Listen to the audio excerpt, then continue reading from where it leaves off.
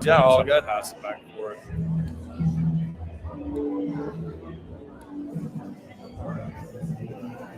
What is up? Hello, hi, howdy. Welcome to the Out Americans Whatahockey Live pregame show from the CutX Event Center here in Allen. Fink here. I have a special guest. First and foremost, happy birthday, Shannon. Obviously, have to give her a shout out. Jason and Pat are doing their own thing tonight. Respect that. So we had to call in some subs, and we got a good one here. He actually plays for the team that we're about to watch. He's on the IR right now, but as we were chatting about before we went live just now, he's probably coming back here in a couple of weeks. So without further ado, got to welcome for the first time. Yeah. We'll welcome you back on the podcast. But Yeah. Aidan Brown, welcome to the pregame show. First and foremost, how are you feeling right now? Feeling pretty good.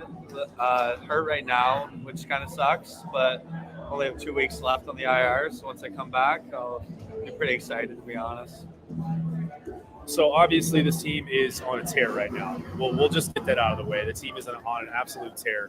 I think they're 12-3 or something in the last 15, give or take. The hottest team in the ECHL. What, from your perspective, obviously being in the locker room with the boys and being part of this team, what's changed here in the last 15 to 20 games that maybe wasn't happening at the beginning of the season, in your personal opinion? Yeah, when I came in, it was definitely a rough patch when I first got here. But recently, like you said, we've been on a heater, which is nice. I think we knew we had this team. I think we just had to kind of figure it all out, put the piece of the puzzle together. I think it's pretty well there right now. I think we have a great team, great coach. I think it's just all coming together right now, and we kind of knew this was going to happen. We're just waiting for it. Speaking of the head coach, Kosti hasn't been with the team lately, obviously with some personal family things going on. What's it been like for you seeing Jens kind of step up and take that head coach role here in the last couple of weeks? And does it bring a different dynamic? And how do you think the room's going to react whenever Kosti is back in the locker room with you guys? Yeah, he's back now, which is nice. Okay. It's good to see him back with the team and everything because, we're a pretty tight family here. So I think being here helps him out a lot. But, for Jens, Jens does a really good job helping with us, developing us. He's great at running skates, helping us out. He's very open to having conversations and, me personally, asking him what I can do better and, working together, kind of building my game. I know he does that with everyone. So I think we just have a really great coaching staff here, and we're very fortunate. So kind of shifting gears a little bit from the coaching staff to you. I mean, you're the star of the show right now. Yeah. Obviously, things haven't gone the way you wanted from an injury standpoint, but like you said, you'll be back here shortly. What's something that you look to bring to this team once you are back on the ice that maybe they're not lacking, but that they could use a little bit more of from your side? What's the most exciting part of getting back on the ice? Yeah, for me, I would say I play more of a power forward style of game. I feel like this year I've been really finding myself offensively, and I feel like I can bring back components to the team. Maybe a little bit of power play, 5-on-5 producing, but I also want to bring a good forecheck. I want to be physical. I just kind of want to play a really good pro style of game and kind of bring that to the team. And not that we're lacking it at all. I think we have a lot of that in the lineup, but I don't think it'll hurt having one more guy who can score, hit, forecheck, and penalty kill. I think that's something that would help our team a lot right now.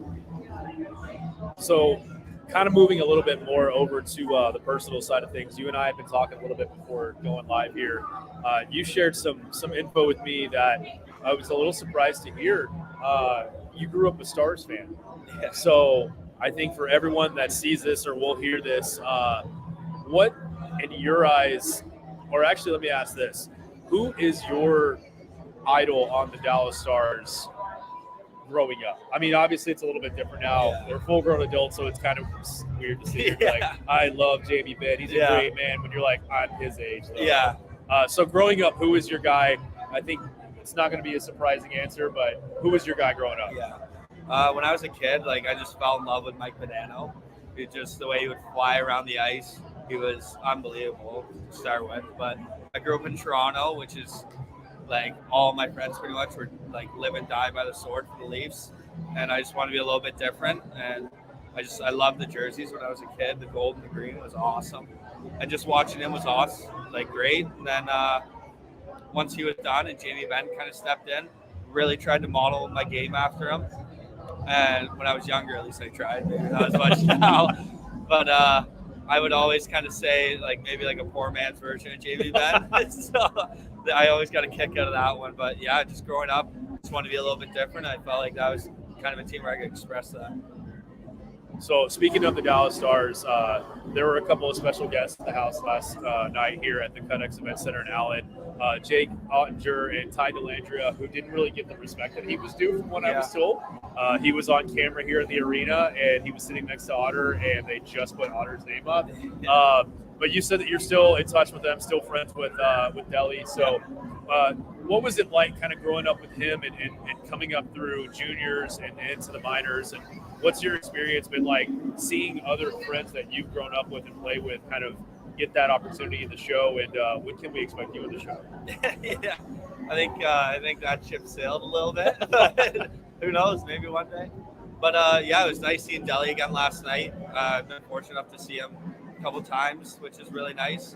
Missed him a lot, and it's kind of weird seeing guys who I played against in junior play him now and everything. Seeing them play in the NHL, which is really cool. Fortunate enough that two of my best friends play for St. Louis, which is really awesome. So planning on seeing them at the end of the year, Tyler Tucker and Robert Thomas.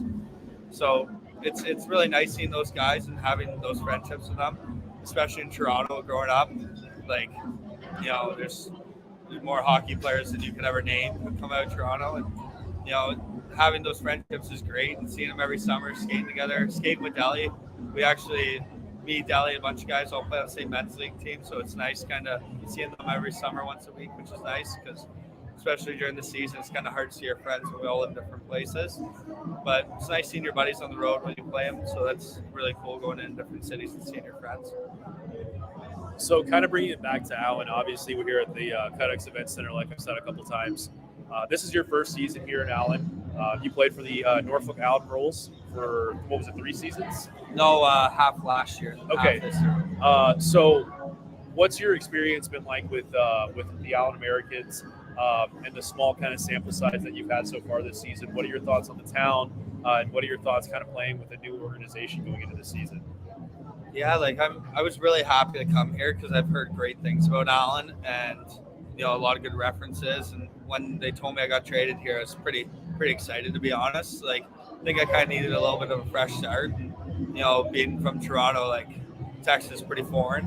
I didn't think I'd ever come here, to be honest, let alone get to live here for a bit, which is nice. The city's awesome. The people are amazing. I've met a lot of fans, a lot of great people here. So from everything that I've been able to experience so far, like, I have not one bad thing to say about the team, the city, the people. It's all been honestly amazing. The staff of the team is awesome. The coaches, trainers, front office, everyone's been really nice to me and made me feel very welcome. And sometimes that's a little hard getting traded because you're kind of stepping into a locker room and a group of people that's kind of already been assembled. So, you know, they made it really comfortable, and I felt like I fit in here right away, which was awesome. So, you know, I think I speak for everybody. Super pumped that you gave us the time and to have you here in Allen. Shifting to tonight's game, last night did not go the way that the Komets wanted it to, thankfully for us Americans fans. What do you think that we can expect tonight? What was it, 7-2 last night? Yeah. 7-2. So this offense is on fire right now. And, you know, more or less you're going to add to that whenever you come back. But what do you think we can expect tonight on the second night of a back-to-back between the Americans and the Komets? Yeah, this team's tough. And, you know, they've always had that reputation of being a big, good team. I don't think they've ever had a bad season. I think they've always been good. They're a great team this year, too. And I just think with, like, the offense we have right now, the way we're clicking, we're a hard team to beat right now. And I think we know that in the locker room, which is really good. Because I feel like, you know, when you're a good team, but once you kind of get that confidence and realize how good you are, how we're rolling right now, it helps out a lot. But they're tough, man. They're going to be coming out hot. And, you know, like, you kind of saw a little bit of spurts of that last night of them being physical. So I think you can definitely expect them to be kind of running together tonight. So last couple questions. First one being, were you surprised at all to see the hockey atmosphere here in North Texas? Like you said, growing up in Toronto, you've got the men's leagues going on back there, which I'm sure they're at a much higher pace than they are here. Not talking down on the men's leagues here. I play in one of them. It's not very fast, but were you surprised at all, or was there anything that you kind of like saw when you actually landed and started going that you were like, wow, this is way more than I actually thought that they were going to be into this? Yeah, I've talked to a few of my buddies who have played in Texas before, so I was asking about it when I got traded here. And the way they kind of described it was hockey's not as big as it is back home, obviously. Toronto's kind of the hot spot for hockey. Right. But they said the people who know hockey here and play hockey here, they love it. Which I've been able to notice that. Like, you know, when we like get some of our crowds here, like it is like there may be a couple thousand people here, but it'll sound like there is a full-on concert going on. So which is really cool. And like it's nice to see how passionate people are. Like you see jerseys all over the rink here, past players, current players. It's really cool to kind of see the love of the game that the fans have here, especially in like a non-traditional hockey market, which is really cool to see the game growing. Okay, last thing before we wrap this up, we're going to make it a quick one today. We were talking about Texas. Obviously, there is a sport that kind of owns all here, and that sport just happens to be football. And you and I kind of like briefly talked about the Super Bowl that's going on Sunday. What is the prediction? What is your prediction for the Super Bowl? And furthermore, who is going to be your Super Bowl MVP? Because I'm going to hit you with a two-parter. Yeah. Oh, man, I really want the Eagles to win. Okay. Just because, you know, I love a good underdog story. And I think Jalen Hurts has been dynamite this year. It's been really fun watching him. KC's hard team to beat for sure. MVP. I mean, it's okay to go with Hurts. Yeah, I think it's going to be Hurts. I think it's an easy answer. If they win, he's probably going to be the reason. I want to say Kelsey just because I want. He's a dog. Yeah, I know he is a dog. But, you know, playing his brother, which is cool. I think it's the first time that's ever happened. Ever, Two yeah. brothers. So the mom, they already said mom's won already. Yeah, mom's won won. already, which is pretty cool. So I think that's awesome. I think that'd be pretty cool, playing my little brother one day. Yeah. I think that'd be pretty cool. But, yeah, I think I got to go with Kelsey, MVP, Hurts MVP, and then Eagles winning. Okay. You? I mean, man, I kind of fall short on the football knowledge. I'm a big college football guy. Go Blue, even though they fell to TCU, which is a travesty in itself. But I'm going to go on the other side. I'm going to say KC just because they've been there so many times before. They know what they're doing. They know what they're doing. Andy Reid at the helm, give that guy a cheesburger afterward. Yeah, that's all he wants. He's like, he'll pass the Super Bowl trophy aside, the Lombardi trophy. Yeah. He's like, that's fine. Give me a double-double, like with some cheese. So, give him a Big Mac. Dude, I have to ask. I mean, we're going to have you on the podcast, but I'll ask you now, have you had a chance to try Whataburger since you've been down here? Yeah, man. I'm not a liar, so I got to be honest with you. I tried it. I was not the biggest fan. Okay, what did you have, though?